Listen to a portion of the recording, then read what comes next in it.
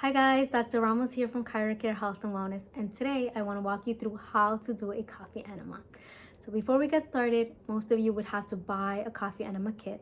The kit of my choice is the stainless steel bucket. It's very easy to clean. It has a silicone tubing. There's also silicone bags, and there's disposable enema kits that you can purchase. Most of the kits are pretty easy to use and assemble. In this case, we just got the bucket. We have a silicone tubing that's going to be attached to the bucket, and then the other end we're going to attach a tip to it.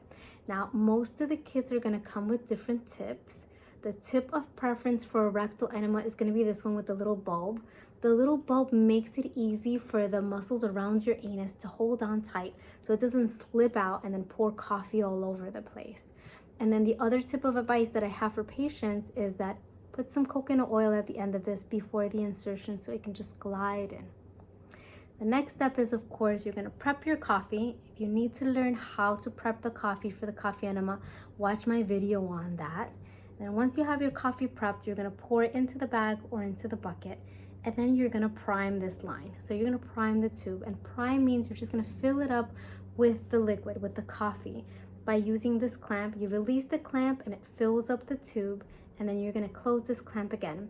And then you're going to move on to the next step. And the next step is just pretty much getting yourself situated for the coffee enema. That means that you might start to prep your bathroom. If that's where you're going to do it, most likely it is. You can prep your bathtub, put some towels in there. I always recommend make this kind of like a relaxing experience. Put some candles, get some music. Let everyone else in the family know that you're using the bathroom for a certain period of time so you're not being interrupted. And then the next step is you're going to lay yourself down on your back, knees bent, and then you're going to get ready to insert this tip. Go ahead and insert this tip. You're not going to insert it all the way in. It's only going to be maybe an inch to an inch and a half. You don't want to go too far. You can injure yourself if you do. It is not sharp, but it can still hurt. So only to around 2 inches. That's as far as you want to insert. And then once you're ready, you're going to start releasing this clamp. Luckily, you can just release it all the way, but you can see that it has different grades. So that can control the speed of how fast the fluid's going to flow into the colon. The other advice that I give to patients is you don't want to fill up the colon too much. I have patients that sometimes fill up the entire bucket with coffee, and that's not positive. It's not going to help. It's going to create a lot of pressure and cramping in that area. What you want to do is max 1 cup of coffee at a time. That 1 cup of coffee should be enough. Once you insert the 1 cup of coffee into the descending colon, into that area, you can go ahead and lay there, relax, meditate, breathe. You want to massage, you can massage your descending colon, transverse colon, and then you can also shift positions from laying in your left side to laying on your right side.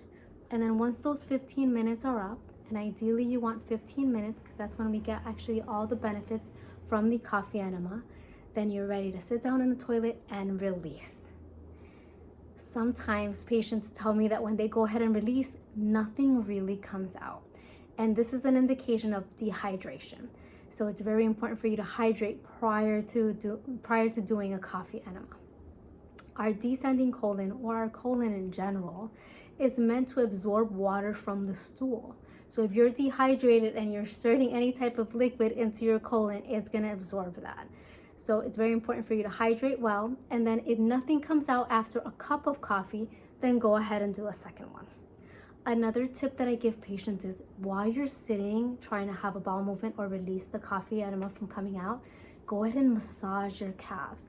We have pressure points in our calves that will help release and detoxify the body. Once you're done with your coffee enema, you're free to go and enjoy the day like normal. I hope this was helpful for you. Leave us any comments or questions below. I'll see you next time. Bye.